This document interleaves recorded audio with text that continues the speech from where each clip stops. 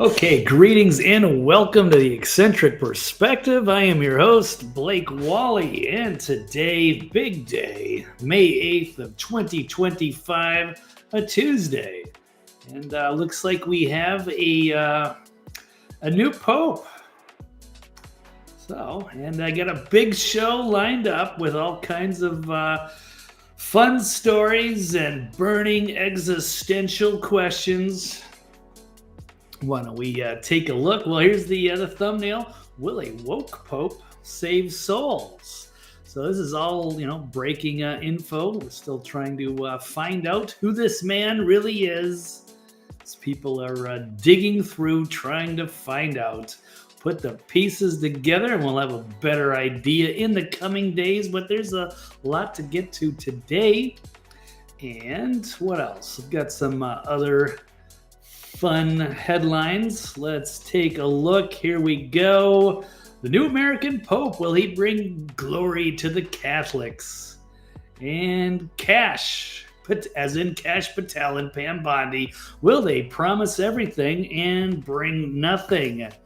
AJ, as in Alex Jones and James O'Keefe, should they be ashamed of a nothing burger?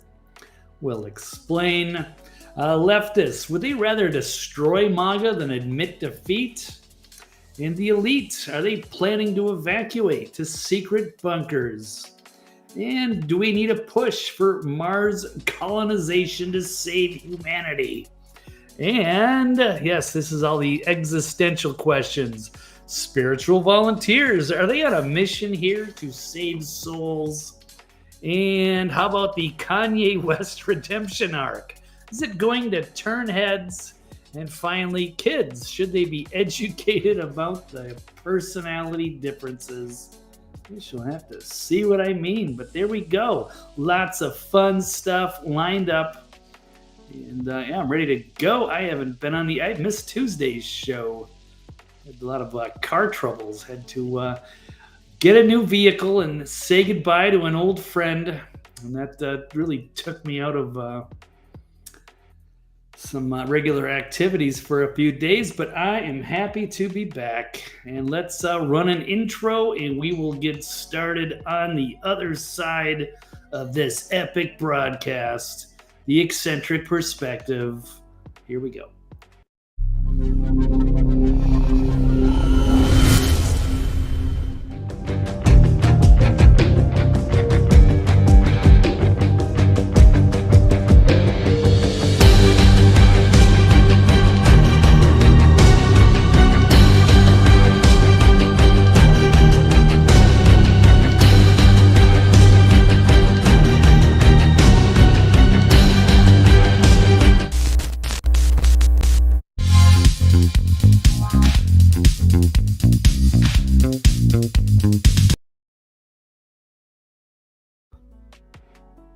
All right, welcome back. And why don't we get started? Headline story. Perhaps we should do a quick breaking news. Here we go.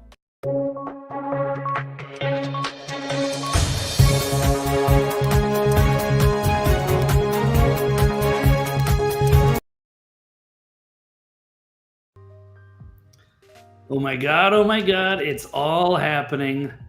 Big breaking news. So we had this morning here, smoke coming from the Vatican, but it ended up being a false alarm, as it turns out that it was Cardinal Steve just burning toast again. But yeah, it happens. I know that well. But that's an honest mistake. And then we finally had another announcement, the crowd going absolutely nuts after white smoke this time appears from the chimney of the Sistine Chapel, indicating that the next pope has been selected. Let's roll a quick clip so you can hear it for yourselves. Notice how the seagulls seem very unfazed by the big news.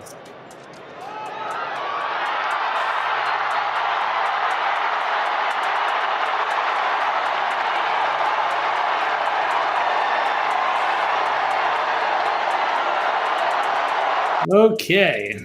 It's an odd culture, but I guess it only happens every few years. So the people just kind of gather out and wait there in Vatican City, and as because it can take a while for them to actually select the Pope, they have to go through several voting procedures. Maybe this one happened fairly quickly, but yes, the crowds gather, gives them something to do, I guess.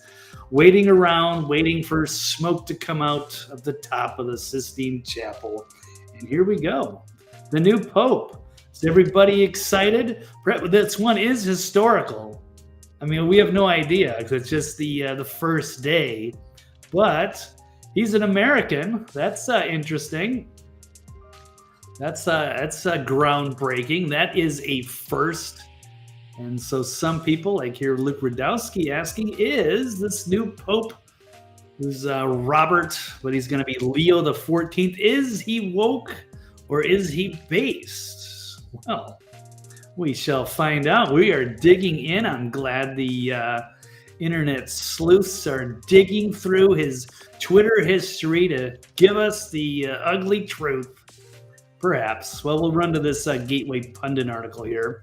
So that's the first American Pope. Cardinal Robert Francis Prevost is elected the 267th Pope, and he takes the name Leo the 14th. I wonder how they do that. That's a burning question. Perhaps I should ask Grok, but I don't know if I care that much. But it is a important and powerful figurehead, although they're not as powerful as they used to be back in the day, because they used to have big battles going on in the old world of whether what do people follow. If you're in, say, England, do you listen to the king? Where does the buck stop? Do you listen to the king? Is he the final authority, or do you listen to the Pope who's down there in Italy? So it is, yes, there's been many battles, power struggles in the past. Not quite like it used to be, but yeah, they are still influential, I suppose. And we were talking about this the other night, speculating on Toxically Masculine Tuesday with Mike Barra and Dr. Brooks Agnew. Perhaps it's a time to get back to a more traditional role as the Pope Francis, who just passed away last week, was seen as more of a leftist globalist, uber liberal, maybe the Jesuit Pope, but maybe that's just the way the world is trending. So we're going to see if they switch directions. But yeah, an American, yeah, that's still very different there. Who would have thunk an American from the New World? The American Pope. Well, we have one now. Just checking my background music here. Okay, let's move on.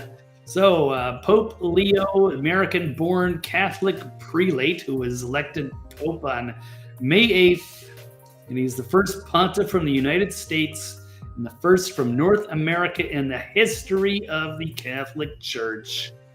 Where was Francis? He was from Argentina, South America. Interesting. The new popes from the New World.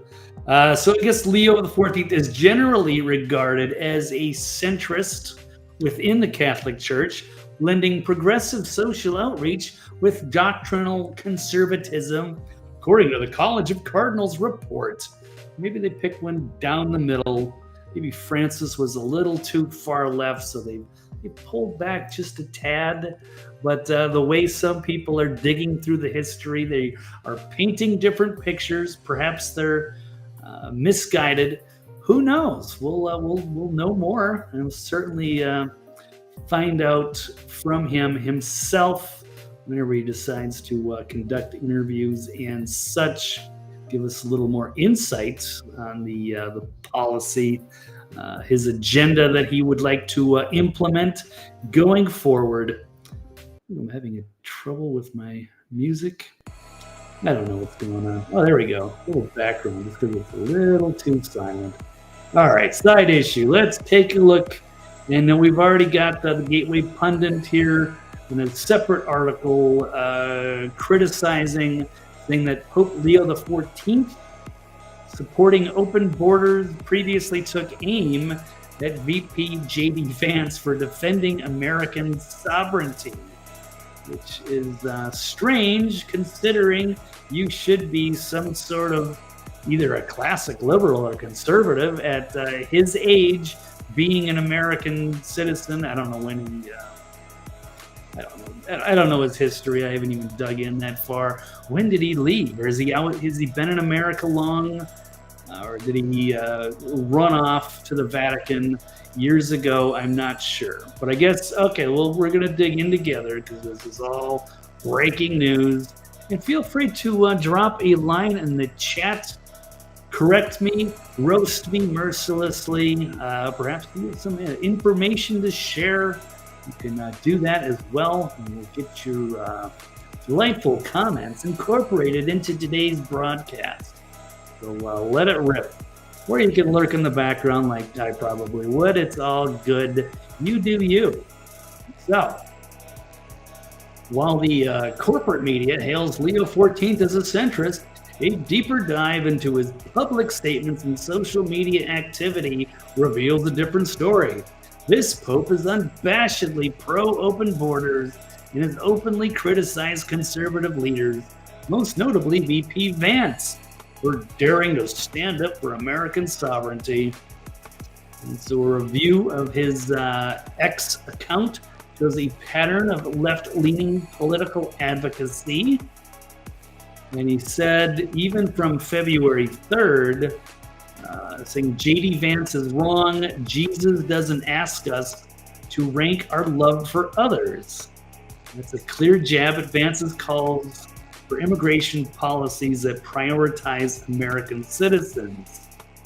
I don't know. So I'm confused on that. And I wasn't born and raised as a Catholic, sort of, or at least in the early phases, just a little structure.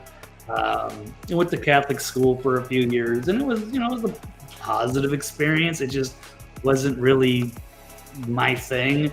I really didn't relate to that. It didn't resonate, and I just chose to kind of go to a public school. I think Catholic Church and their philosophy sort of turned me away and more into the agnostic realm, first into the atheist and then to the agnostic realms, where I am at today in the spiritual but not religious category.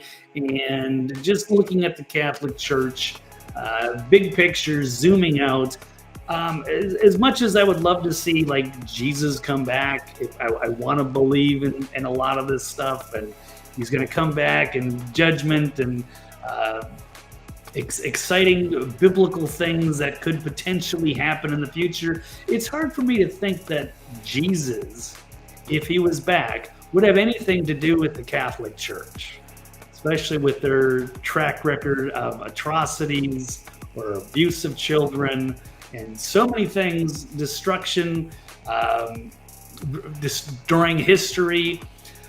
There's a lot of things. I won't go into the laundry list, and not the purpose of the show isn't to bash Catholics, but just pointing out the hypocrisy. So Jesus comes back, and who, as a Jewish man who died a long time ago, well before the Catholic Church was ever constructed, hundreds of years, probably wouldn't relate to it much, and probably wouldn't relate to the modern country of Israel either. So even though, where he was persecuted, well, again, not going into the weeds, but I'm just calling out, would Jesus actually care about the Pope? Like, would he lean towards them or their philosophy or their religion? I doubt it. Not to say that there's not a lot of good Christians and good Catholics. I just think that a lot of it is misguided. A lot of it has been manipulated. The teachings, they've been mistranslated. So between the manipulations and the mistranslations, misinformation, there's a lot of parts of the Bible that were removed from the original texts because that's the way they wanted to teach. Jesus spoke Aramaic, not Hebrew, not Latin, not English. So there's a lot of ways that our history has been manipulated in the past. So is a bigger story. But like I tried to warn you up front, there's going to be some major existential questions in today's broadcast. So you've been warned. Perhaps I should put more of a disclaimer like I used to. It's going to be speaking to your common sense and challenging your critical thinking skills. This is not for the faint of heart. All right. Oh, thank you, Jane. Great to have you today. It's like having a cup of coffee with a good friend listening to your shows. Well, thank you very much. That's high praise. So I'll try to amp up the infotainment. And, yeah, have a little fun. It's like having a cup of coffee or having a couple of beers at the bar, getting into some heavy stuff. So thank you for being here with me.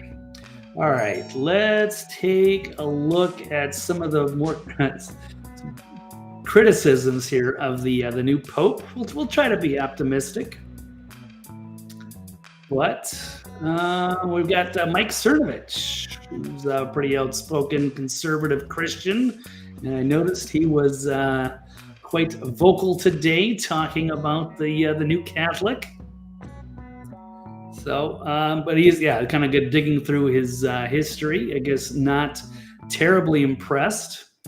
Says the Pope, or is this somebody else that he's retweeting? The Pope's the head of the state for Vatican City, possessing absolute legislative, executive, and judicial authority.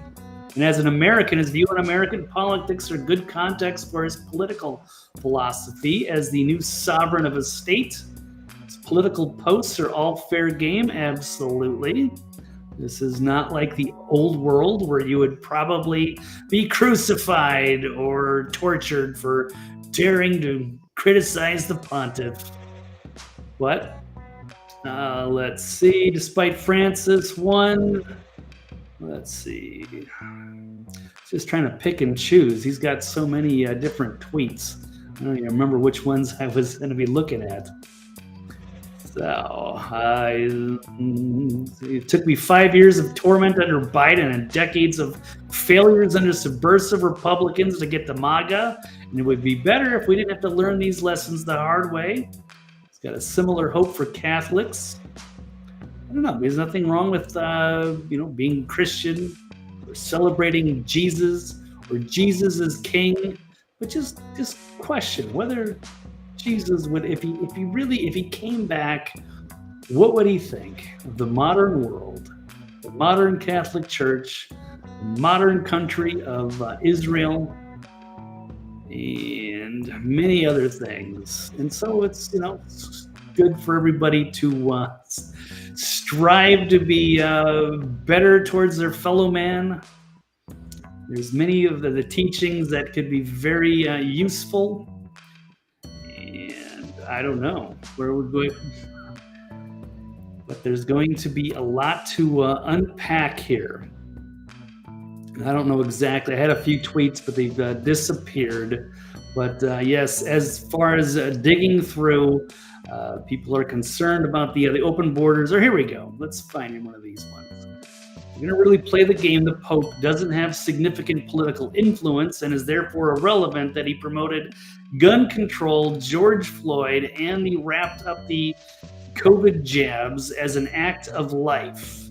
So while there are people that are excited about it, there are some other people like Cerno who are throwing some cold water on this idea. And the new guy, and he looks young and healthy and energetic, so I'm expecting him to be around a while. Though that position doesn't last long. It's a very active and high stress job, and it's for life until they are finally pass away, like Francis did last week. So here are some of the tweets here. Yeah, Pope Francis and 6 cardinals saying it's an act of love to get their COVID jabs, which is also another odd position. I guess that's about it. Oh, here's one he's calling for gun control by a far left-wing Democrat. So here is this is a tweet. No, he's something that he reposted. It says, to his colleagues, your cowardice to act cannot be whitewashed by thoughts and prayers. It was, I guess, a call for. I might be padding this a little bit. I'm not sure, but we'll get a better idea. This is all just, all breaking as we go through this in real time, trying to find out exactly who this man really is. And is this going to be a positive or negative going forward for the Christian world?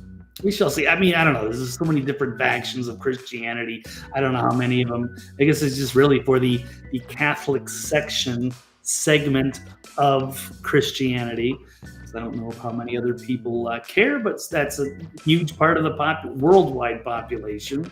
So it is significant, although the position is certainly not as powerful as it has been in years past. So, and will they push using an American now to push perhaps an anti-American agenda? So that would be different. If you're talking about everybody, forced to take an experimental jab, or you're talking about gun control or getting rid of guns, or talking about, open borders, things like that. Those are not American values, even though he's an American pope. So there could be some, getting into the conspiracy angle of how they're going to try to use this pope anyway to push a globalist agenda, perhaps. All right. Well, I don't know if I have anything more to add on this for now. We'll certainly see a lot more in the days and weeks to come from the new Pope. Here he is again, Leo the 14th. So there you have it. Okay, well, let's get back to the headlines. So the new American Pope, will he bring glory to the Catholics? Maybe. I don't know. I guess there's really no right way to answer that. We'll find out. We can certainly speculate. All right. Well, let's move on. How about the next one? Kash and Bondi. Will he promise everything and bring nothing? So here we've got breaking news. Actually, this is breaking from yesterday. FBI Director Kash Patel and Attorney General Pam Bondi announcing results of Operation Restore Justice. Over 200 child sex abuse offenders arrested in a nationwide crackdown. But, that's awesome. But at the same time, is this sort of a distraction? Which people are putting the pressure on. They want to find out what's going on with the Epstein files. We're waiting, and they keep delaying everything.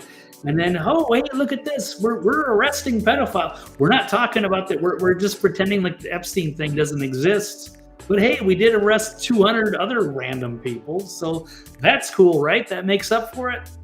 Not quite, although it's great that they are cracking down on these monsters, these dangerous predators preying on our most vulnerable people. But we still want to know what's in those Epstein files. And Jane Meyer praying he's not a liberal. He's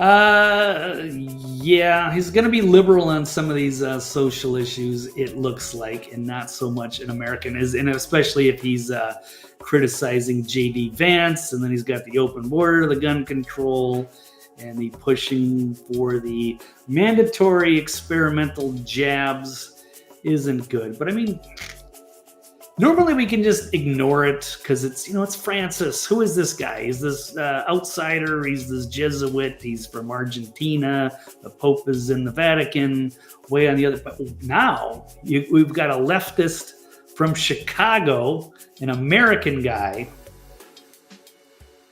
I don't know. I think there's. I don't want to get too into the conspiratorial. But it seems like I could see this guy pushing an anti-American agenda and going full globalist. And he's young and ambitious. And perhaps that's where we are heading. I guess that's my gut, and I hope I'm wrong.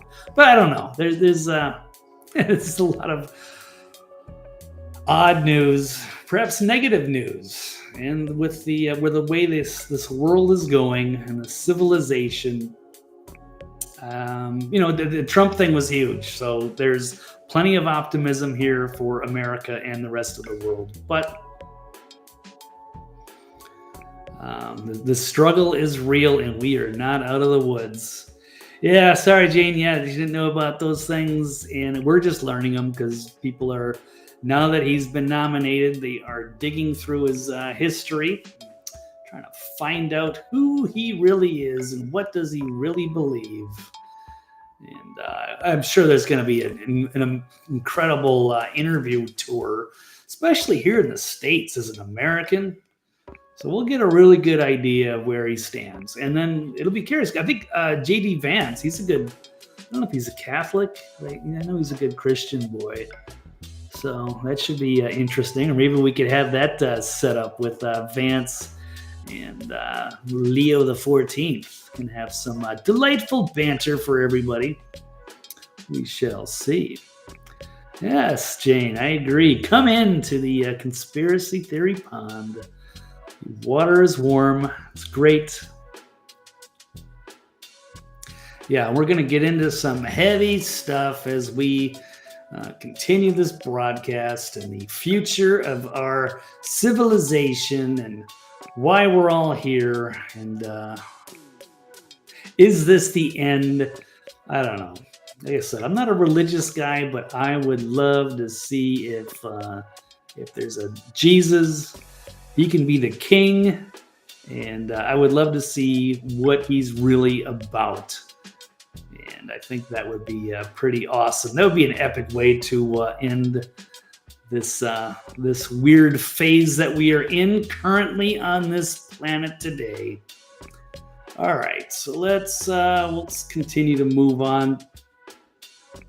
Okay, so Bondi here, she's cracking down. So she said, it facing more criticism, I guess, from James Comer. And of course, Representative Luna have been putting up the pressure. So she gave an update on this. Oh, here we go. There's an article from Paul Joseph Watson, I believe, or his brother Steve Watson. Here's James Comer dropping an Epstein file bombshell. The files have been destroyed, and he doesn't think that Pam Bondi and Kash Patel have them, and he has warned them. They ordered the release, but they haven't been released. Oh, and speaking of Mike Cernovich, he was one of the ones that got a hold of one of those binders for those delightful photo ops. A binder full of old, irrelevant information, but it seemed cool at first. It was a big win for the alternative media, at least for an hour. Until we found out there was a big nothing burger. Maybe a couple of those today on the broadcast. Here, let's run this clip. Let's see if it goes. What's next? I mean, we did a little bit of a preview on the Epstein files. Obviously, that's like finding a unicorn in Washington, D.C. You have come on and talked about that on this program, just for the sake of transparency, which is very big for you. And so, in closing, any motion on that, any movement on that? We hear that there's a timeline now. I hope James has the Epstein files, because I don't think the Department of Justice has them, or at least the Attorney General does not have them, or she would have turned them over. The President ordered them released. The Attorney General ordered them released. We all know they have not been released. And one of my biggest fears that I had, and I expressed this with Kash Patel and a lot of people, Stephen Miller, and a lot of people going into the new administration. I'm like, I hope they're not shredding documents right now. This was a few weeks before the transition. I said, I hope they're not shredding documents, but you all need to go on that first day and try. I forgot about that. Yeah, they delayed Kash Patel's announcement, waited a while, and it seemed like they were wiping servers, shredding papers, deleting all the evidence that we wanted to see. And then Pam came in, guns a-blazing. Oh, I got this. It's all sitting on my desk. Oh, it's so awful. Okay. Well, no, that turned out to be full of stuff. So she lied. She exaggerated. And now she seems to be stonewalling, which is not good. All right, we'll keep continuing. Try to get all this stuff released because, my fear is from what I've dealt with in investigations and in communication with this deep state apparatus, is they're probably in there shredding documents as we speak. So hopefully someone has a copy of that. And I hope we find out, because our task force has done everything led by. Oh, man. Yeah. But if anybody escaped with those documents, they're probably going to get raided and disappeared. So, but that would be nice. Too bad we don't have the WikiLeaks anymore, because someone can just leak it. And then perhaps that would be one way of getting it to the people. Speaking of WikiLeaks, and the corrupt FBI withholding evidence and not, bringing the goods that we need to know. You got Attorney Ty Clevenger blasting the FBI's weak excuses in the Seth Rich case, demanding Congress to haul FBI into hearings. That Kash Patel and Pam Bondi have allowed the FBI to continue its pattern of obfuscation and delay. So that's sad. I mean, if they don't give us the Epstein stuff, or if it's way bigger than they thought, and they're going to have to kind of piecemeal it out or be very careful, or, but they still got to give us little bits and pieces here. Give us something to play with. Give us a few names. Doesn't have to be everything at once. But here's another one. This would be a great one. Seth Rich, the FBI wanted to keep this under wraps, I think, 66 years. So it shows that they're hiding something. And yeah, he was allegedly leaked to from the DNC to Julian Assange, showing how the DNC was rigging the 2016 election against Bernie and for Hillary. So, and then allegedly, again, going down the conspiracy rabbit hole, is that he was taken out by MS-13 hitmen, and they called it a botched robbery, even though nobody took his wallet or anything. They just shot him dead in the street as he was walking home from a bar in D.C. But yes, this was a true patriot within the Democratic Party who was disgusted by what he saw internally, blew the whistle, leaked the info, put himself at great risk, was found and murdered. So that's another big one that we're not seeing. So although we have seemingly the right personnel in charge of these organizations with Kash Patel and Pam Bondi, we're still waiting. They're still slow walking and stonewalling. So not getting anything. Let's get to I've got one more video, I think. Yeah, so when she was cornered, and she's under scrutiny because she's always on, doing these little media appearances on Fox, but she's not doing her job that we want. With answers. Let's get back to this one. Answers on Epstein. We got AG Pam Bondi says the FBI is reviewing the Epstein files and that there are tens of thousands of videos of Epstein. Okay, that's a huge admission.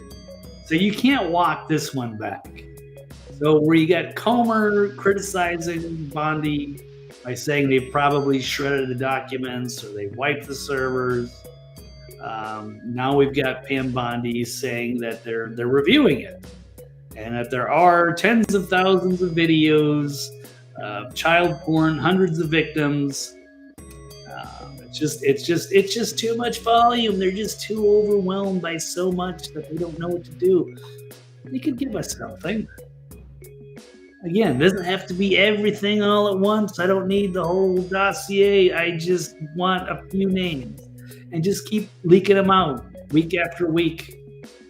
That would suffice too. I think we could live with that, right? Okay, well, let's listen to her.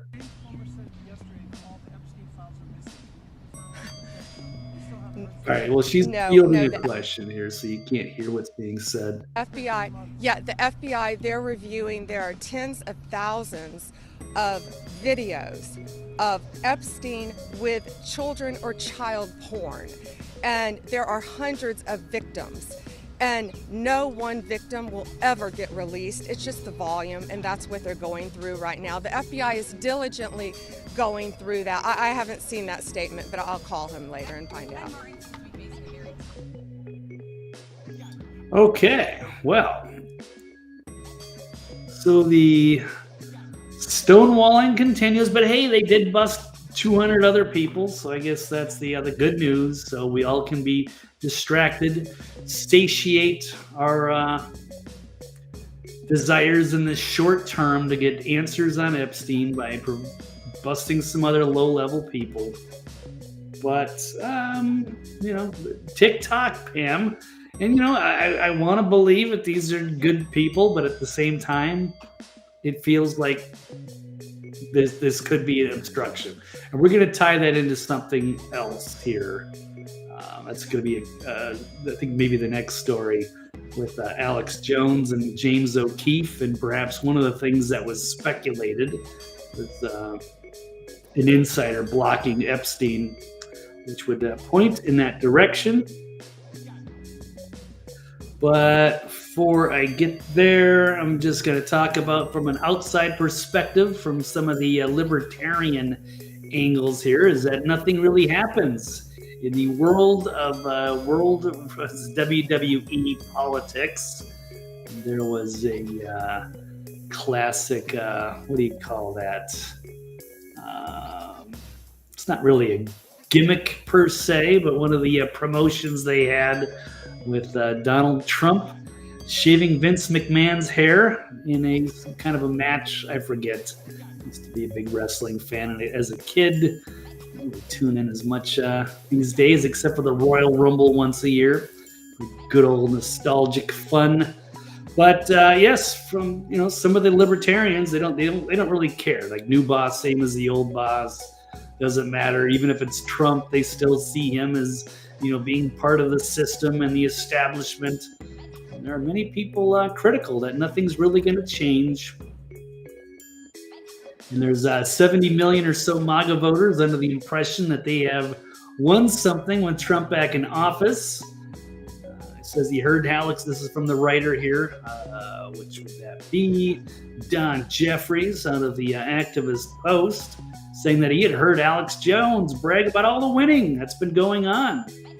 But I must have missed that. The Doge disclosures were great, but there has yet to be a single person held accountable for the 800 zillion or so in fraud that Elon Musk claims has been discovered. And he doesn't see any benefits coming from the 800 gazillion that Musk claims has been saved. So Trump has also said anybody making under $150,000 a year should pay no taxes. Tips, overtime, Social Security shouldn't be taxed. And the income tax should be eliminated. That they're going to maybe abolish the IRS. So he says, Trump, if you haven't noticed, says that he might do a lot of things. Of course, also, which we would love to see, the $5,000 taxpayer refund from Doge. Trump makes a lot of promises, and It's hard to say. This is that's the magic of Trumpenstein. Again, this is probably more of a libertarian, anarcho-cap perspective on Trump. So, says the mainstream demons don't want to remind him of his suggestions, which might actually make things better. And the MAGA people are simply stuck in the 4D chess 2 more weeks mode. 2 more weeks, and then everything happened. Big arrests are coming. Kash Patel is going to drop the hammer. Okay. So we're still not seeing any of the big players arrested, like this criminal here, John Podesta, and all the dirty deeds that he's embroiled himself in. But has anybody done anything yet? So anyway, well, that's it's all fair game, and until you're not going to silence the naysayers and the doubters until you start seeing some of these people get prosecuted. That's just the bottom line. So I'm not trying to lose my faith. I'm trying to be something's going to happen, but I don't want to get sucked into that cult either. We got to keep the pressure on. Although this is not going to be easy either to go after some really powerful people at some point. Yes, James saying the whole Bondi Patel situation appears very fishy. How long can they continue holding out before the public gets loud? Yeah, I think the pressure is really on Bondi pretty good. I want to give Patel some more leeway. I do see a lot of positive things coming out from that. They are still mentioning it. They're still talking about it. But we want to see a lot more. And I thought there was a lot. It should have been done already. This has been dragging on for far too long. And I want a better excuse for how she said all this horrible stuff was on her desk. She clearly lied about that. And they say that, that's part of the reason she got this job was she was one blocking or as the Attorney General of Florida by not persecuting some of these people that were close to Epstein. Because that was his backyard, to and from the Bahamas. So, we'll see. So maybe Bondi's going to get replaced. Probably not anytime soon. Still got to give her a little more leeway. But yeah, we're expecting some results here. We can't drag this on forever. But they'll certainly try, I'm sure. Okay, so let's dovetail that into the next story, and that's Alex Jones and James O'Keefe. Should they be ashamed of their Nothing Burger? So it's just a random post I found perusing X. And I don't know if everybody saw this or how everybody's algorithm is set up. But this Lady Patriot here, saying that James O'Keefe and Alex Jones should be ashamed of themselves because they were hyping up this Nothing Burger. This is significant. That speaking of Epstein, who was pals with Prince Andrew. And we do know the most high-profile witness who allegedly committed suicide, if anyone believes that, Virginia Giuffre, who met an untimely demise down under in Australia. The most prominent witness to speak out against these monsters. Epstein, if he's still alive somewhere, if he can ever emerge. Or, of course, Ghislaine Maxwell, who's still in her prison somewhere. I think in New York, but whatever. The point is, so we have some extra confirmation. So this is a bold undercover video. I don't know how, James O'Keefe does a tremendous job. Or at least with his army of journalists, getting undercover footage, going on these little, usually a lot of them are like grinder dates or just they're kind of like little honey traps of sorts, getting people to confess things on candid camera, basically. Finding out some of the corruption going on.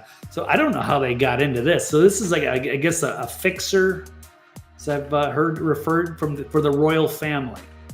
So somebody prominent within the royal family, when they have like a PR disaster, they call a guy like this to come and talk to the media, quell all the concerns. And he was caught talking about that Prince. He was disappointed because he knew that Prince Andrew was messing around with underage girls. He just flat out said that he was screwing young girls, and he was mad because he was friendly with them, and he was misled about that. So that's cool that they've admitted that, but the problem is we've already known about that a long time. Prince Andrew has already been disgraced. Nobody believes him. He's had his fall. I don't really know what his role is with the regular royal family. I'm sure he's still well-to-do and he'll be just fine. However, you can't escape this. That he's going to be forever stained as a disgusting pedophile. But he's still running around free. So this is, I mean, you're getting close to the royal family, and you're getting somebody on undercover footage admitting to some serious crimes. It's significant. However, yes, we were expecting more. This is like oh my God, James O'Keefe. He's got a dead man switch. He's got to hang out with Alex Jones. He's like, hey guys, pray for me. I'm about to release the most explosive thing in my career. It's good hype, but we want to see delivery, and this is very interesting, but it's not like, the breaking news that we were hoping for. So, which is, apparently it's an Alex Jones tweet that he deleted, alluding to the possibility that Pam Bondi was obstructing, or somebody prominent within the Trump administration was blocking all of the Epstein stuff. Now that would have been explosive. You get Pam Bondi on a date somewhere on hidden camera talking about, oh yeah, the stupid American people, they'll never find out about this. I'm just gonna, play games until they forget it all and it all goes away. But that's not what happened. So I guess it's fair to criticize, but it's still interesting. And I think there's also a part 2 and a part 3, if I'm following this correctly. So it's just the first of a series of things.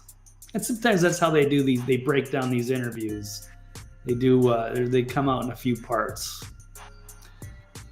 So, Lady Patriot here, who is openly criticized, this got a lot of views, so it even forced Alex Jones to respond to this. So it's old news for any of us who followed the Epstein allegations since 2005. Prince Andrew is a pedo, and that's why the Queen stripped him of royal duties, because it got exposed back in 2008. Although I don't know when he got stripped of royal duties. That was probably not till a few years ago, I don't think, when it became overwhelming and he was kind of caught contradicting himself in his statements in court. And so Alex responded that he broke the Epstein news over 15 years ago and that this is a major new development and a lot more is coming. And that's good. So we want to see that. So this is kind of the tip of the iceberg. We want more revelations. He says James O'Keefe is the greatest living investigative journalist, and people like you taking shots at him are a joke. And you can't say enough good things. Yeah, James O'Keefe has done a tremendous job. He probably, I can't disagree with that one. Yeah, he certainly is one of the most prominent investigative journalists He has put himself into a lot of danger bringing this stuff out. So you got to commend him for what he has accomplished. Now this one, is it a nothing burger? Nah, not quite.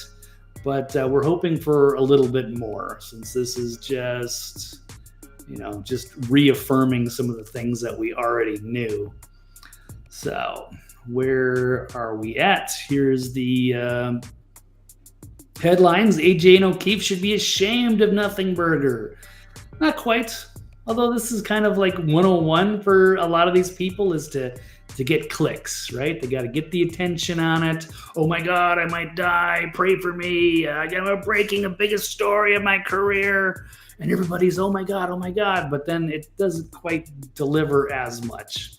But you got the attention, and that's cool. Good for them. Still interesting. So we'll let it go, but we want more. All right, so we'll move on. What's the next story? Leftists, would they rather destroy MAGA than admit defeat? So let's talk about another viral tweet here. Let's pull this one. Okay, next topic. Another viral tweet. This one is from Matt Von Swole. This has already gotten 2 million views. A lot of people are commenting on this. Yes, and for good reason. This is pretty explosive. And I guess he's tweeted this a couple times and deleted it. It says in late January. So this guy has been on the ground in like North Carolina. This is about the hurricane victims.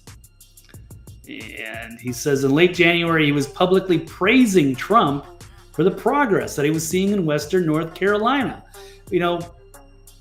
And I was out with Brian Engelman, New American Media, doing a production, a little mini documentary as we took a field trip to see our contact Grizzly out in Virginia. And we got a little tour of the devastation of Hurricane Helene. And it was pretty horrific, and the people needed a lot of help, but they weren't getting it from FEMA and the Biden administration. And people were outraged, very frustrated. It felt like it was almost like a political attack. Their lives have been upended. And FEMA, all of a sudden, no, they didn't really seem to care. They just set up camps. They weren't interested in rebuilding. And they seemed to care more about using their resources to house illegal immigrants than they cared about helping the people that needed it desperately there in North Carolina after having their livelihoods wiped out. So this man, Matt Von Swole, was saying that he was praising Trump because there was, the new boss was actually doing something as he should. And it wasn't just North Carolina with the Biden administration. It was also in Hawaii and also at, the Pacific Palisades in California for the fires there. It's slow to react, as our own American citizens are now second class as we emphasize aiding the illegal aliens. So there was much to criticize as far as the relief efforts in North Carolina. And it was great that Trump came in swinging and was helping, provide the aid that they had. And so people should be celebrating that, but it became a political issue. So Matt Von Swole is saying that most of his friends, at least up until that point, were liberal. They publicly and privately supported his efforts to bring awareness to the area, thanked him for uplifting the good work that volunteers were doing. They were appalled at the firsthand stories about FEMA that were failing people while we were helping. Yeah, it took the regular people in those areas to do the help. The FEMA really just kind of got in the way. And there were conflicts because of what they were doing there. Now, but almost across the board, regardless of politics, everyone was thankful. But then when Trump got elected, there was a positive momentum towards the cleanup they hadn't seen in months, and it started happening.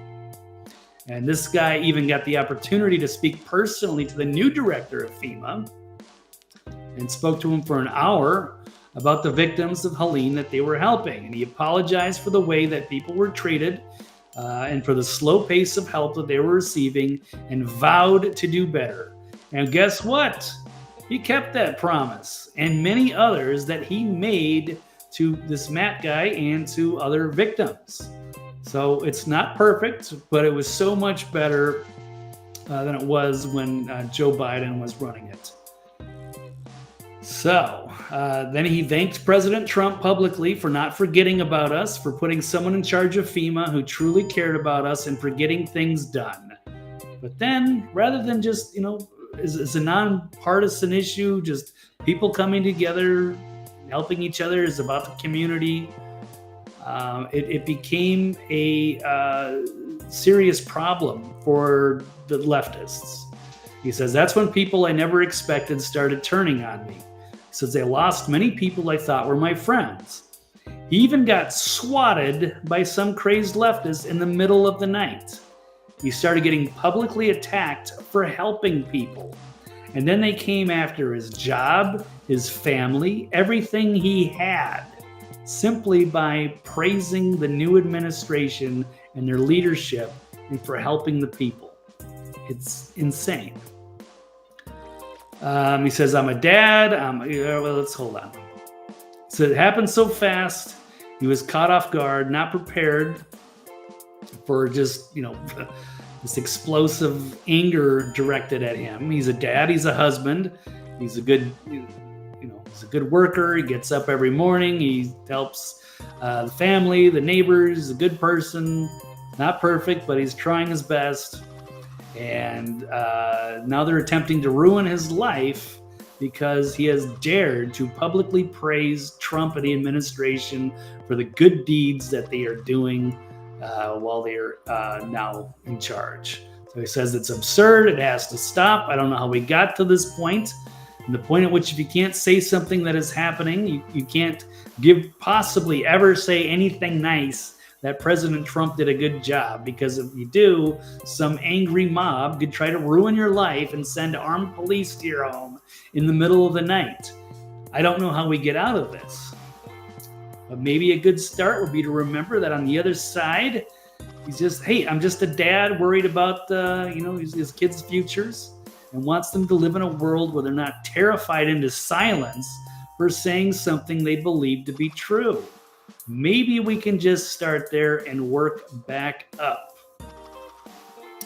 I hope so. I'd like to share some of that optimism. I have, I'm from a liberal family, and I don't, I'm born in, been a lifelong liberal and Democrat for many years, and I have I haven't left the party. The party left me, as it's really changed dramatically in the last 20 years. I don't think I'm terribly different than I was 20 years ago, but the Democrat Party certainly has changed dramatically. And they used to be very open-minded and having civil discourse.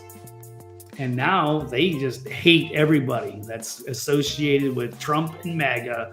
They are bitter, they are angry, and it seems like, yes, they would rather destroy MAGA and destroy the country rather than just go, oh, you know what? Sorry, maybe we were deceived by some of the leftist politicians. Oh, maybe we were deceived by the bought and paid for corporate media. But and then of course they just kind of retreat into their bubbles. They don't want to they don't want to come across the aisle and have conversations with people. That you're just enemy number one if you support Trump or any of those policies, or if you're not in their cult. It's crazy. We got one more tweet from Matt. He says he's sick of the media lying to his face.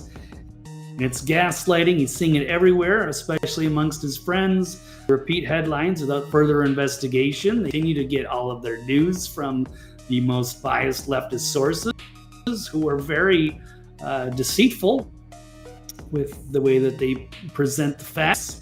They often leave out important facts to frame the narrative that they want.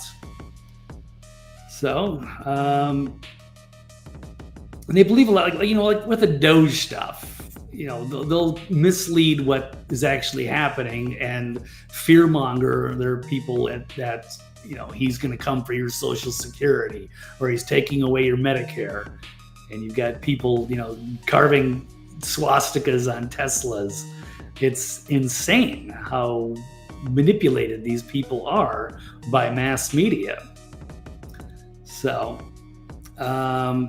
he's talking about how Trump approved $1.4 billion to rebuild and restore homes in Western North Carolina. They had no idea, but somewhere they read a headline that Trump straight up denied disaster relief. And of course, the media won't report that Trump gave billions for home rebuilding because they just decided not to cover any of it. Or they talk about the Maryland man, he's just an innocent dad who deserves due process, and he shouldn't be deported out of the country, even though he was here illegally. And then we found out he was a gangbanger, he was a wife beater, and he was a human trafficker. But they tried to say he was just a Maryland dad. So this is kind of how they run things. Or the fact that they lied about Biden's decline. Very deceptive. And it's unfortunate because they've been turned against us. And this is obviously very problematic. Because now, how do we reach across the aisle? How do we come together as Americans and put some of our petty political differences aside for this greater good? This should be a happy story of helping to rebuild Western North Carolina and these people devastated from the hurricane. But instead, it's got to be a political issue. It's wild. Anyway, that is the state of affairs. I'm going to run a clip from Gutfeld. Thought this was interesting and telling because he gets to roast the Democrats and the media, talking about Joe Biden's first interview since he left office. He was showed up on the BBC the other day. So let me run this and we'll move on. Here we go. Look, there is a reason we have hangovers. They are to remind us of the damage we do to our bodies. And what that is a political hangover. We need to see this because we can't forget the abomination of this presidency. They talk about Trump being an anomaly, and they're right. He is an anomaly. But this was an anomaly. This was a non-functioning functionary, a placeholder, a facade, a trick played on the American public. We need this refresher, and I welcome it at every opportunity to provide a comparison, to keep the scandal alive, because right now, the books, they're backfilling a false narrative about the biggest political cover-up in history. So as long as Joe emerges from the crypt with his old man smell, nobody's listening to what he's saying. They're just looking at it and going, Christ, this actually was president. But it keeps two things alive. One, the Democrats gaslit an entire country, and they must be held accountable. Agree with that, and they're continuing to gaslight because this, as he says, a massive scandal. They should have no more credibility after this. The fact that they pretended like everything was fine for Biden shows you how deceptive and dishonest. All they care about is their petty power trips and keeping their job, and I wouldn't say as a journalist, as propagandists. They're just regurgitating talking points put out from the establishment. So they are working against us, and it's divide and conquer. And if it wasn't for the debates, they probably would have rolled Biden up there again. They would have pushed him again. I mean, they wanted to until they couldn't anymore, until it became too obvious that something was wrong and that he was failing. So we'll finish this up. That's not in the past. That's in the present and the future. And the media can never be trusted again. They can never come back from this, nor should they. Joe Biden is a perfect symbol for a party and for the media, the walking dead. Yeah, you may see yourself in a mirror. Other people may see you, but the effects on society, you have no consequence whatsoever. When I look at MSNBC and CNN, I see dead people, right? You have no bearing on our daily lives. This is a zombie media existing in this purgatory for their past sins, just like that guy. He's a joke. Zombie media, I like that. I You like can it, have Greg. No, You can use keep it tonight. I might. Yeah, you're right. Okay, there we go. Well, isn't that fun? Okay, so, getting back to the headlines, we're going to switch gears, perhaps a lightning round of sorts. Try to wrap up everything here in the next 25 minutes.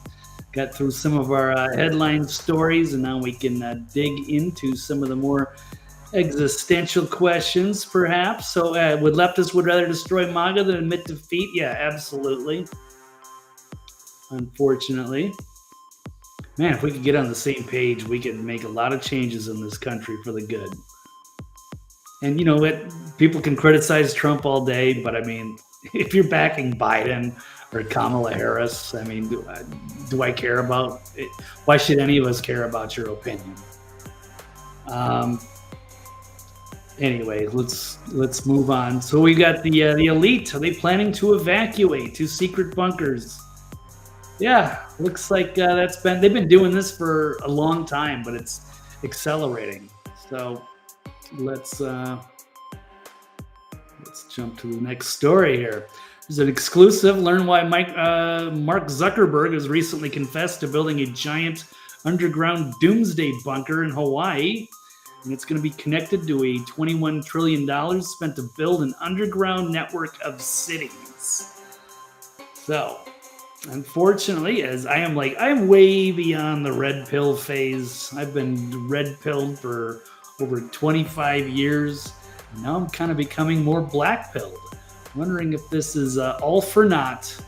If the civilization is coming to an end no matter what, there's kind of leading up to a potential cataclysm, and that the elites know about it and they just don't care. They're just ready to, society can burn. They're not there to save us because something big is happening and they know it. And now that I've been following some of the scientific, these outsiders, and then looking at the history of the Earth, it does seem like this planet goes through some major changes every, I think, 6,000 years or 12,000 years. I'm trying to get the exact timeline for some of it. But there are cataclysms. The continents move around. And we have, let's see, I just lost my train of thought here. We have plenty of evidence on this planet of other ancient civilizations that have risen and they've fallen, and perhaps we're getting that's what I was the biblical stories, and like the biblical flood. So I might not be a religious guy, but that is in ancient texts all over this planet. They talk about this stuff. The earth flipping over, like a drunkard, and we could be coming up to that event as we see that the Earth's magnetic field is weakening. And it's all part of a cycle. And if you go back and if you actually look at some of these continents, dig through like in Antarctica, for example, or we could talk about the woolly mammoths, which we found like in Siberia or whatever, which makes no sense because why would elephants be out in the frozen tundra? Or unless those elephants were in a different part of the earth and it flipped over. So, going to when they take the core samples out of continent, whether it's Greenland, I believe, or Antarctica, you drill down far enough and you will see layers within the earth. About every 12,000 years, something substantial happens, where you have notably the trees. So we know what tree rings are. So when there's a regular climate and there's 4 seasons, you'll see every layer of the tree is another year. But closer to the equator, the trees have no rings because it's a constant growing season. So if you knew that. So trees in the north have rings. Trees in the equator don't have rings. But if you drill down into the earth, you will see that it flips every so often. And it's about on a time cycle, approximately 12,000 years. And it looks like we're coming up due on that. So this is getting into the end of the civilization, the cataclysms. Yes, Jane, I think we can save ourselves, perhaps. Maybe there's a second coming. There's going to be an apocalypse, or there could be like a rapture type of thing. There could be some sort of way of maybe phasing out of this reality. If there is a transition, we can transcend from the third to, I don't know, the fifth dimension, something like that. There's possibilities, but it seems like this third dimensional timeline on Earth is heading for the next event. And people can also check out the Ancient Apocalypse series on Netflix with Graham Hancock. Encourage people to check out Sun Weatherman on Twitter, Suspicious Observers. He goes into that. He's already preparing. And it's starting to catch on. And the elites are way ahead of us. They know this has been coming, and they're preparing. And maybe they're building a whole underground network of cities. That could, because they know and they want to survive. And we want to go even a step further.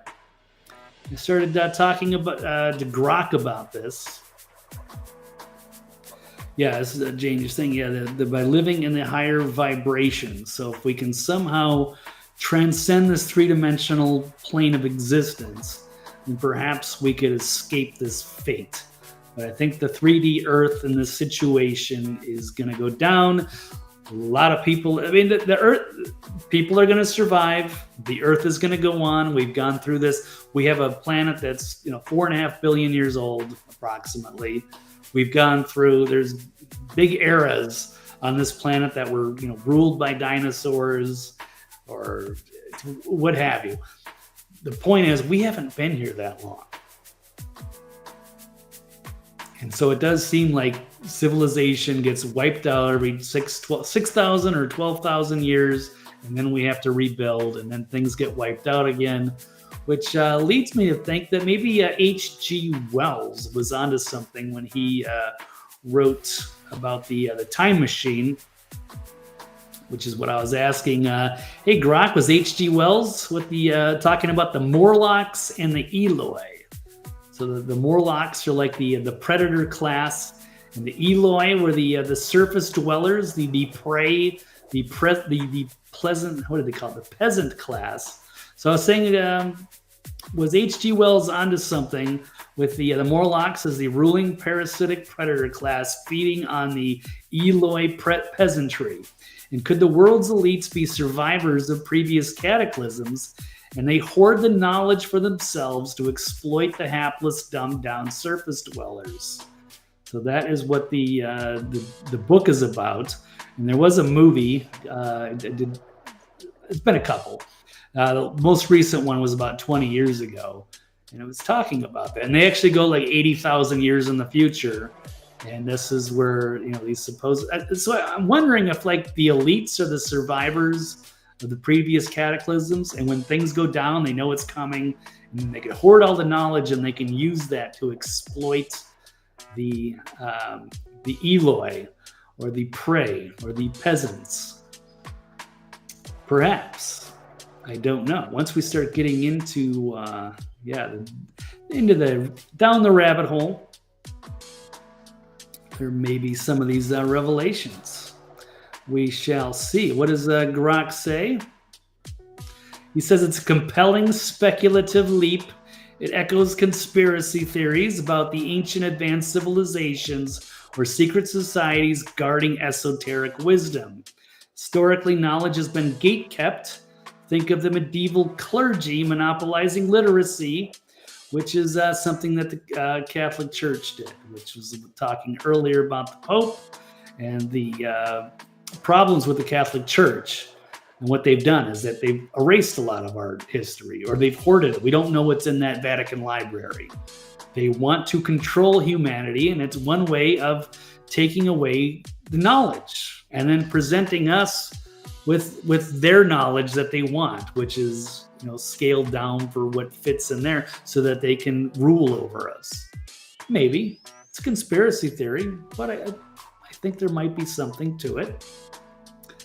Yeah, so the Eloi, burrito in the time machine. It's the post-humans. So if you got a guy like Zuckerberg here, who's going to be part of the new Morlock class, or the Jeff Bezos, and so many of the uber wealthy that are going to be retreating to their bunkers when the Earth issues get really bad. They're going to camp out, and at some point they're going to emerge as the new survivors and go back into what they were already doing. You got the Vatican hoarding information, or the Freemasons, where you have to, they set up an elaborate system to trust people. And so we shall see. Yeah, the third dimensional Earth might be in danger. But I guess if there's a way to transcend, or if there's a rapture of some kind, or an alien rescue, I don't know what I would count on. Yeah, no Pope Wally then. Wouldn't that be fun? I'd take that job, just for the hell of it. They'd probably have me killed. I don't know. No, they wouldn't allow that. But that would be fun for a while. If only I was eligible. I don't know. I wouldn't want to get tied into that. But hey, good to see you, Kenneth. All right. What do we have? Existential. So as another way of getting off the Earth, getting into the next topic. So we'll just say yes. The elite, are they planning to evacuate? Yep, they already are well into it. I'm kind of surprised with Zuckerberg in Hawaii. At one level, it doesn't seem like a strategic location, but perhaps I'm wrong. As the ancient, apparently during the last flip of the Earth, a lot of the coastline was wiped out. So if Antarctica goes back to the equator and some of the other continents shift around, then maybe some of the islands will rise up out of the Pacific. So like Easter Island, like Hawaii is basically, they're like on mountains, right? There's the caps of the mountains make up the islands. But if the water were to recede a few hundred feet, they say that the water level rose. Not from climate change, because we haven't seen any evidence of that. But if there is a flip of the Earth, and Antarctica goes to the middle, and South America goes to Antarctica, you could see other parts of the world kind of emerge that had been previously submerged. They even say during the last flood, you can see damage, erosion damage on the tops of the pyramids of Giza. If you look carefully, it looks like they were submerged in water, and that water was splashing along the top. And that's kind of why the pyramids are kind of get like that weird band on the top. And they've also found like evidence of seashells and things that are within that structure, leading some to believe that the pyramids were underwater for a time. Perhaps during the Great Flood, and it's not just from the Bible, it's from other civilizations around the world reporting the same thing. That's a good idea. To look at Greg Braden. I haven't heard him in a while. But there's another escape, and that's something that Elon is doing. Well, he's got two different things that he's doing. He's got the Boring Company, which is perhaps building these tunnels, or maybe these cities that are going to be underground for the elites. I don't think a lot of the regular rank and file are going to get the invites. But getting to that headline is, do we need to push for Mars colonization to save humanity? So whether Elon is digging underground or whether he is also pushing for an exploration of Mars and a potential colonization. So Elon has said stark warning about the future, stressing the need to colonize Mars as a backup for civilization's survival. But he believes it's being threatened by the expanding sun, and that establishing a colony on Mars is a necessary step to ensure humanity's future. So people have speculated that this cataclysm is going to be coming within the next 20 years. So the Earth's magnetic field is supposedly it's going to weaken more and more until there's an eventual flip. And as our shields are down, we become vulnerable for a solar flare. And a solar flare could take us back to the Stone Age very, very quickly. And then it's only a matter of time before the final flip happens. So they're speculating it could be 5 years, it could be 20 years, but it appears to be imminent. And that there are the Earth changes as well as other changes to other planets within our solar system. So it's coming, it's just a matter of when. Now, which leads to this potential, it's a solar micronova, which I will just encourage you guys to go look at Suspicious Observers or Space Weatherman, and you can get this key intelligence and perhaps save yourselves from this fate. Although maybe it's the great apocalypse, and it's our fate anyway. And we all volunteered to come to this earth at this time to experience this wild scenario. Okay. The story on the pyramids end of sentence. Not sure if I'm interpreting that right, Kenneth. Perhaps that went over my head. But so what do you guys want to do? You want to go to Mars? You want to go underground, hope for the rapture, transcend to the fifth dimension, hope for the alien rescue? I don't know if anything's going to be safe. And the other thing is, could we actually survive and thrive on Mars? And I speculated about some of this stuff. There's a tweet from me a couple days ago talking about this. Honestly, is humanity even worth saving? And could we survive and thrive on Mars? Very different society out there. I don't know if it's going to be like Total Recall. It's going to be very different.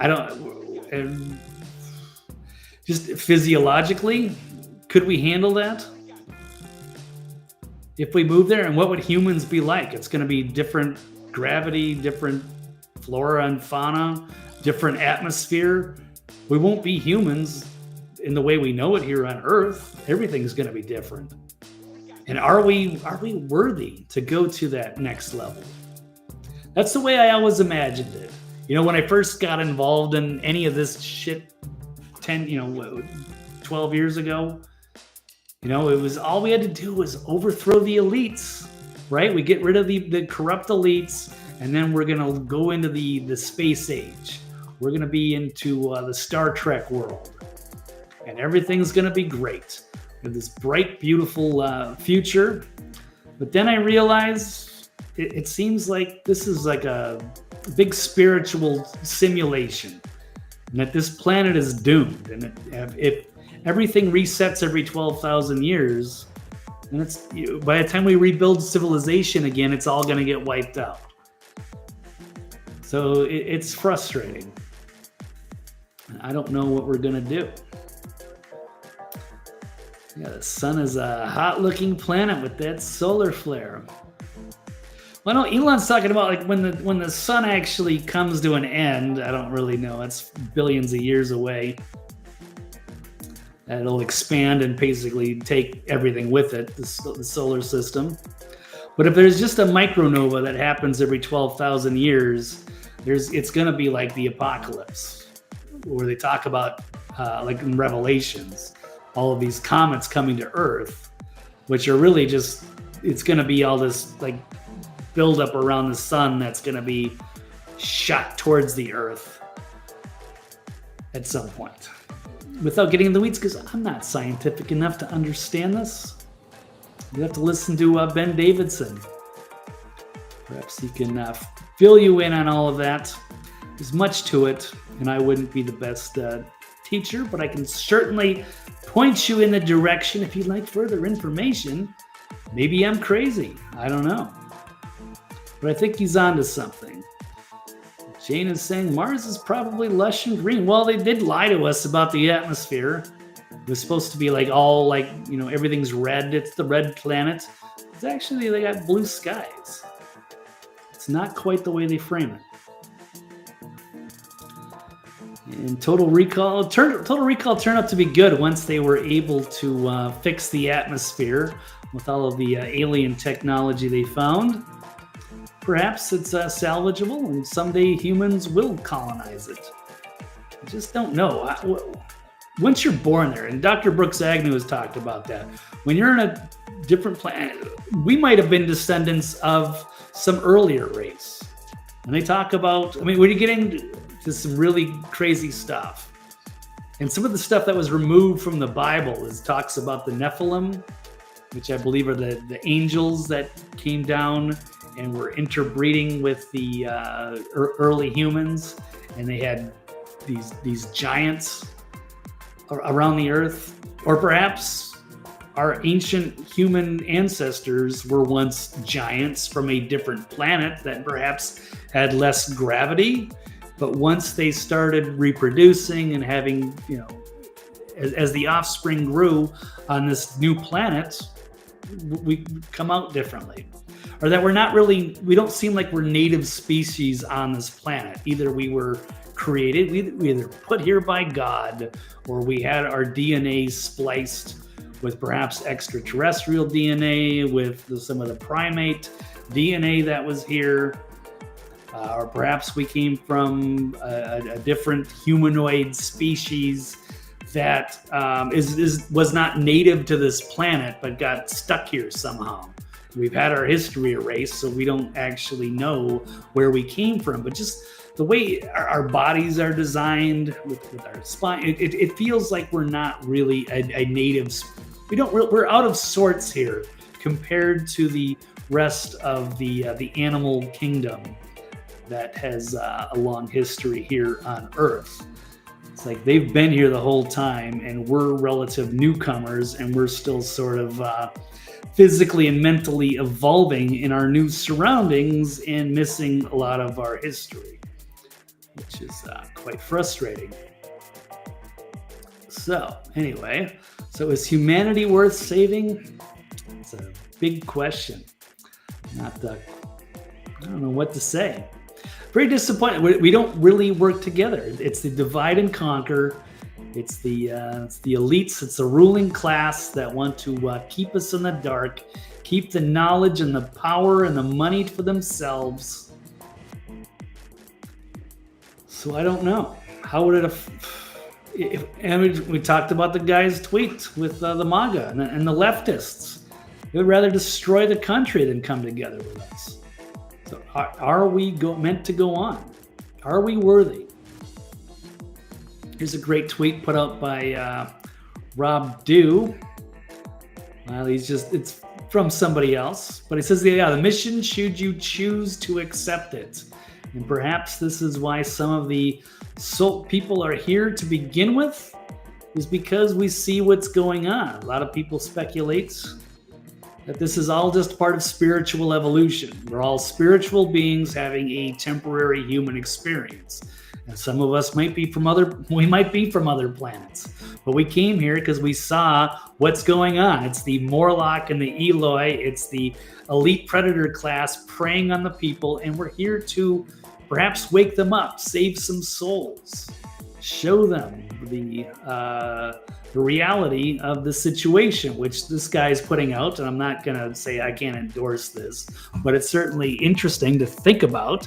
It says the bottom line is this: the world has been run by Satan-worshipping pedivores. I believe that's carnivores of children. He says that built a farm with us as the livestock because they managed to hide 97% of our abilities and our DNA. Now, that is also another interesting conspiracy theory. And yes, here's the thing. We only use like 10% of our brains, and we only use a fraction of our DNA. And if there was some way to unlock more of that, we could become perhaps a better version of ourselves as humans. But we are purposely, kept limited, so we're more easily controlled. Maybe there's many ways of looking at that. So they've put us into a lower dimension, and where they feed off of our fear. Yeah, some people think that there's these, fourth dimensional entities that feed on the vibrations, and they try to keep us in a lower state, so that otherwise that they depend on that for our survival. Once you get into this real deep down the rabbit hole stuff, digging into our reality. So they feed off our fear, feed off the blood and flesh of our children with the adrenochrome, and a bunch of us volunteered to come here to be part of the move to get rid of them and move us back to 5D. Any questions? Well, I think there could be something to that. We can't rule it out. I can't say it's true. Wouldn't that be an interesting story? And then I responded to that, and I thought this was going to be easy. It seems easy on the surface. This is kind of why I got into this whole activism and the independent media. Was thinking I could just make a difference. Be like, hey, this is easy to point out. The elites are screwing us, and all we got to do is overthrow them, come together, transcend the left-right paradigm, and we start building for our own future. We build this whole beautiful, efficient new world, and we'll go to the stars. But you know what? Unfortunately, a lot of people don't want to listen. They don't care. They'd sooner turn you in. Oh, speaking of that, when I was further note on that, when I was talking about the guy in North Carolina and the leftists that were going, his friends and family that turned on him just for praising Trump. Apparently, there's some tweets put out by Mike Cernovich again, something I forgot to mention, that when a lot of this stuff came out, like in World War II, with the Stasi, with Stalin, with East Germany, a lot of they found out that a lot of the people that were ratting on each other were friends and family. So it's like history repeating itself in a way, where you think the people that are close to you will turn you in if they think that's going to push them ahead. They're not there for enlightenment and the knowledge.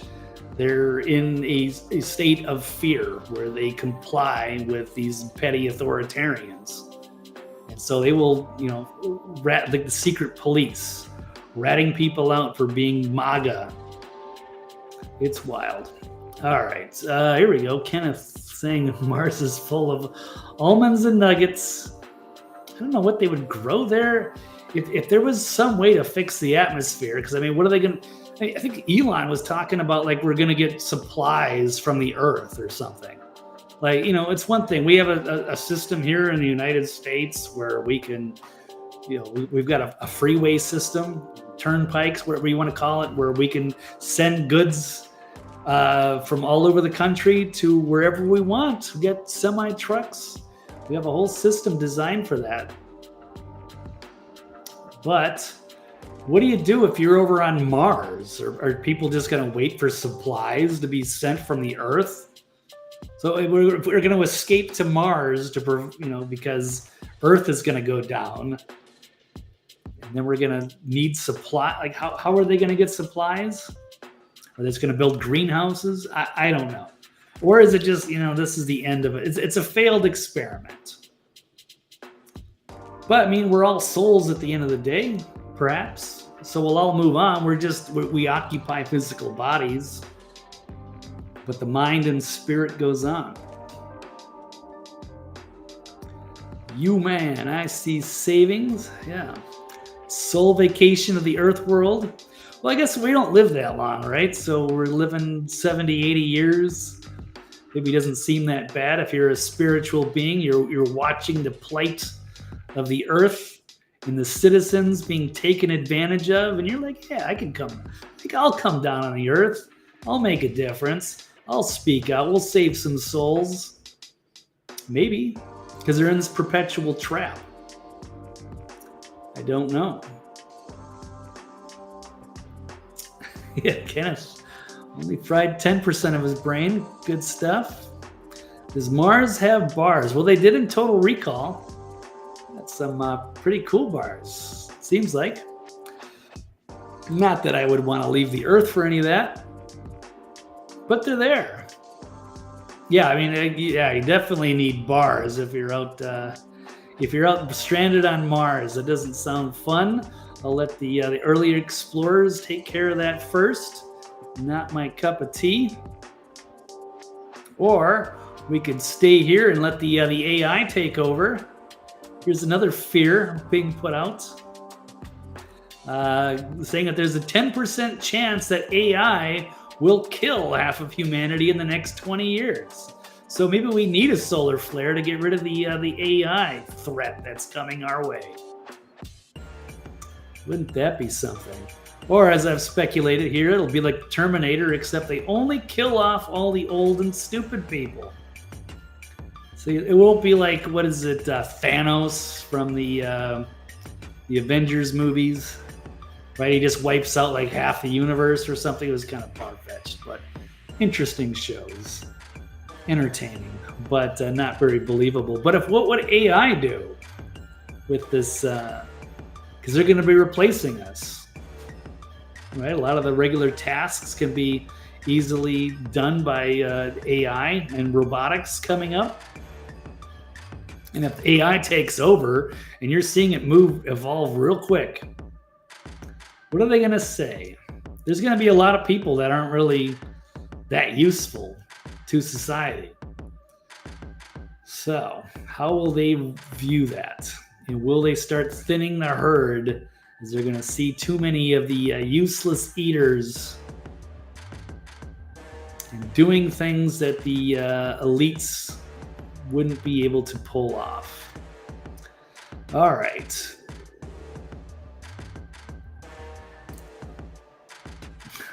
Right. What are we picking, Jane? I'm sorry, I get sidetracked and I forget where I leave off. Yeah, and the 3-knocker women. That's always interesting. That was interesting. See, this is the good things about the mutations that would happen. You get 3 breasts instead of 2. So one unexpected benefit, or maybe some psychic abilities, as was shown as well. Yeah, there are pros and cons to being the first colony on Mars. Yeah, the future robot pirates will say AI, Captain. Good one.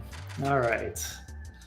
Okay. Well, what else do I have? Oh, here's another one. Another banger tweet from his declaration of memes saying, "I'm tired of the Earth, these people. I am tired of being caught in the tangle of their lives." Yeah, I can kind of sympathize with that. Yeah, trying to make a difference, but this Earth experiment may be a lost cause, but it could be the greatest reality show in the galaxy. Oh, it's got to be up there, man. Maybe that's what we're all reality show observers watching in horror, is these poor little humans being taken advantage of, and their souls, and they're trapped. And if you're going through a cycle and you're, I don't know, going into, like I said, this deep existential stuff here.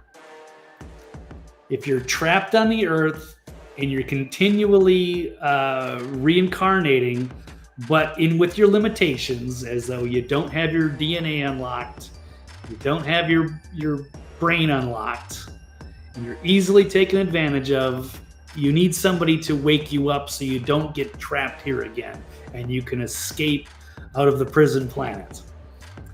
The Earth, where it's run by the pedophile elites. They've lost their minds, they've lost their humanity, or they never saw themselves as a part of humanity in the first place. And they just take advantage of the situation. Maybe it's okay to be the elites, but certainly not the peasantry, that's for damn sure. We should all strive to get out of this situation, but perhaps it's just all part of the spiritual simulation. It's all a big test. Yeah, Jane, referencing volunteering to come here and trying to fix things. Yeah, there you go. Yes, exactly. Now I get you. Thank you for clarifying that. Yeah, pick me. Yeah. Oh, this will be easy. We'll go to the Earth. It's so obvious that the people are taking advantage, and we'll point it out. Yeah, these people are screwing you. Let's all come together, and we'll overthrow them, and we'll go to the stars. We'll create this amazing civilization, and everybody lives happily ever after. The problem is, people don't listen. They're limited. They don't understand. And it's frustrating because I know there's a lot of people in the alternative media, some really genius people. Health Ranger Mike Adams, or Alex Jones, David Icke, some people that are controversial people, but they may be crackpots, highly intelligent, or David Wilcock. Hey, we have a lot of interesting people, but it's hard for the average person to relate, to understand, or to be confident enough about using that knowledge to transform their lives and the lives of others. And so it's a perpetual trap. And it's sad. I hope there's a way to to save the souls if that's the situation that we are in. But I don't know if it's easier said than done. But unfortunately, and the hard part is whether they're limited, whether they understand. But another part is whether they'll be able to change their minds. And no, unfortunately, they'll embrace the establishment and rat us out before they listen. So it's been a tough road. It's been a tough challenge. So here I am reporting on the harrowing situation that we're in. But again, it's all just a temporary human experience, hopefully. Well, thank you, Jane. I'm glad you had enjoyed it. Glad we could have some fun today. Mix it up. Yeah, I should probably get into more existential questions. Certainly more fun than just the regular news stories of the day, although those are important. Sylvia Brown. So the Earth is known in spirit as the insane asylum of the universe. She could absolutely be right. Or I've heard, I was a big fan of Dolores Cannon back in the day.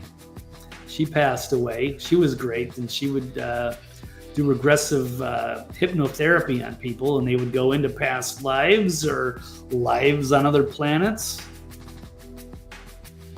And it's fascinating to hear some of these, because some people are just, rank and file commoners living very average lives.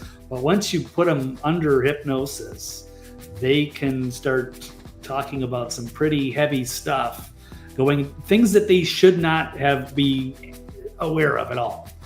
Whether it's a lifetime from the past, the future, or from another planet, another dimension, who knows? But there is so much more, and we're so limited here in our three-dimensional view of reality. So we're trying to piece this all together and come up with an escape plan, I suppose. Kenneth has come to the Earth to increase his girth. Well done. It's a noble cause. I hope that all works out. Also a Sylvia Brown fan. Okay, what else do I have? Do I have a couple more stories?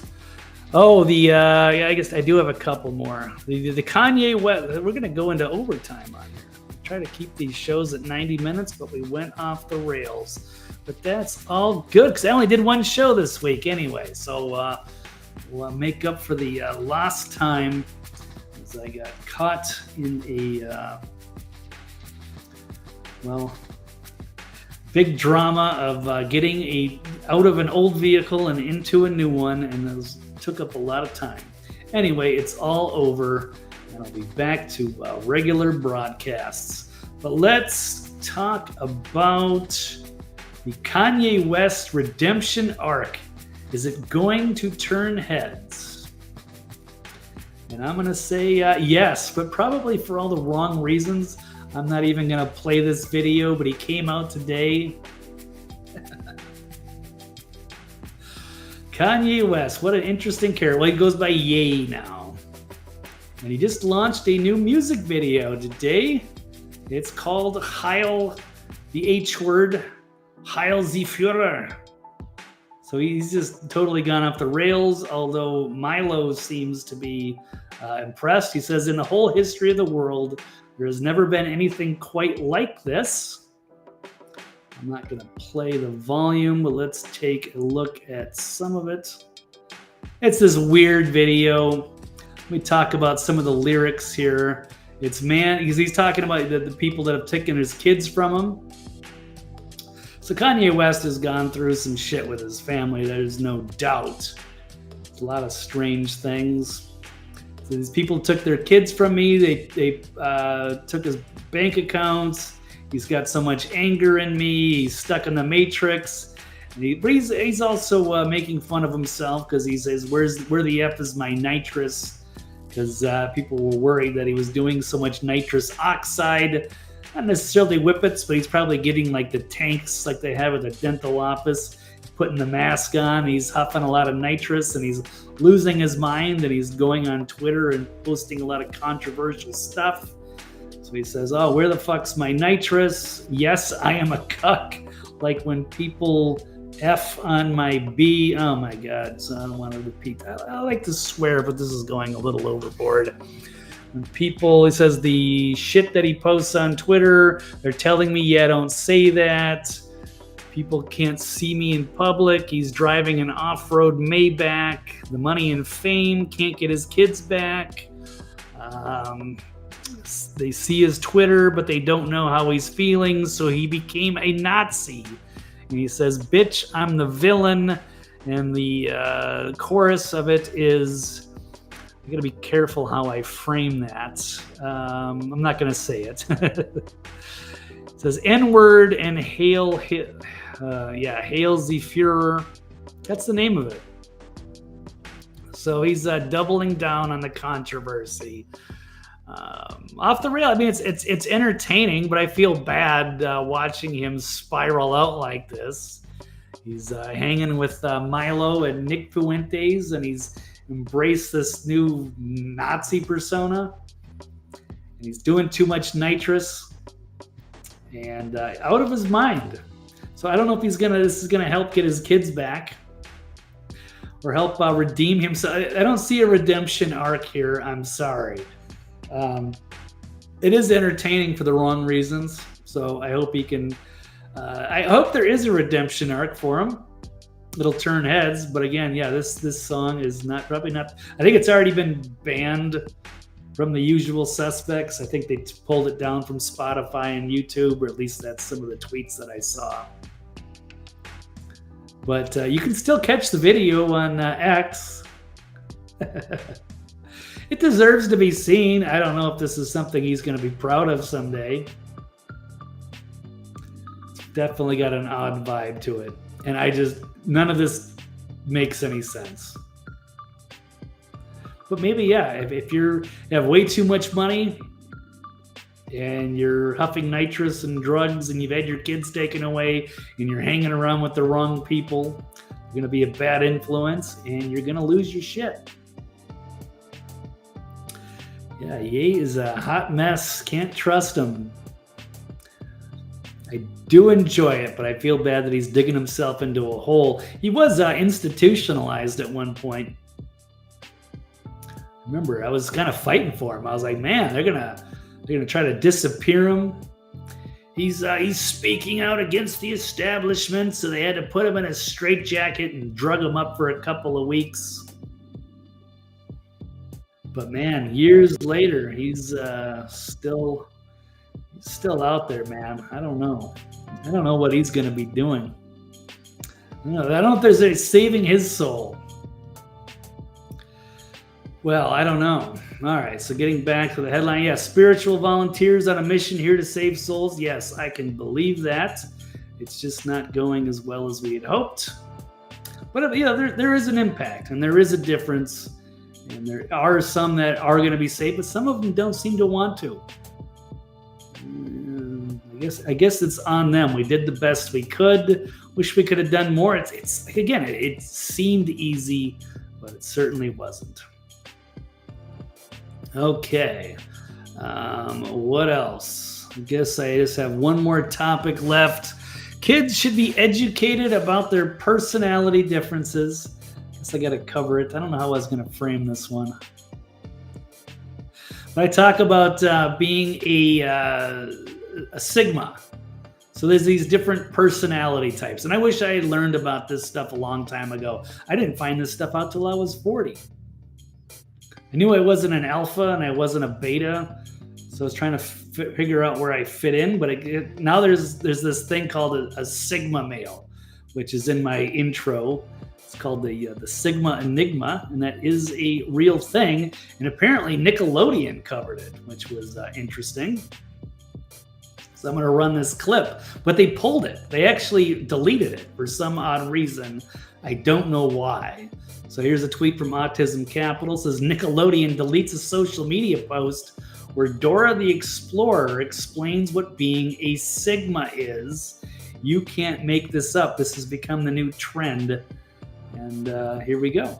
Hola, grown-ups. Today I have a super cool word for you. Sigma. Super cool word. Can you say Sigma? Muy bien. Sigma is a word for someone who's confident, independent, and does things their own way. Think of it as someone Yes, confident who's a leader independent, and a trendsetter. Let's trendsetter. say your child is doing their own thing. Doing their own thing. Yeah, this all speaks to me. I wish I would have known about this a long time ago. This could have been very insightful, very helpful. And I was not aware of the Myers-Briggs either till a few years ago. That could have been tremendously helpful. I mean, I had a decent education growing up in suburban Minnesota, but this would have been very helpful to know. I think a lot of people should know. If you don't know, you should go look at 16 Personalities. It's all, Jungian philosophy. But there's also these archetypes, Alpha, Beta, Sigma, and a few other ones that would be nice to help people identify themselves and their strengths and weaknesses and so many other things. Focusing on their goals and not worrying about Yeah, what the others new think. phenomenon You can is say the they're Sigma such a male, It means or they're just strong the and Sigmas. cool I don't know if there's being themselves. female Next Sigmas. time you see someone doing something totally independent and Yeah, it's this cool, you whole can say, independent "That's so and cool. Sigma." Hey, that's so Sigma in the vernacular. But then they removed it for some odd reason. I'm not sure. But then we can check out what is the difference between a Sigma and a Alpha. The Alphas like to lead, like to run the pack, and the Sigmas are outside of that. They're the independents, the lone wolves. Yes, chain smoking mother was a Sigma. So we can check in on the alpha males. What are the alpha? You won't. Here's a big difference between the alphas and the Sigmas. We got to share this as a moment of Zen. Check out the alpha males here with Bonnie Blue getting ready for the set records with her latest gangbang. Sorry, Daddy, but today I'm going to be stretched out a lot.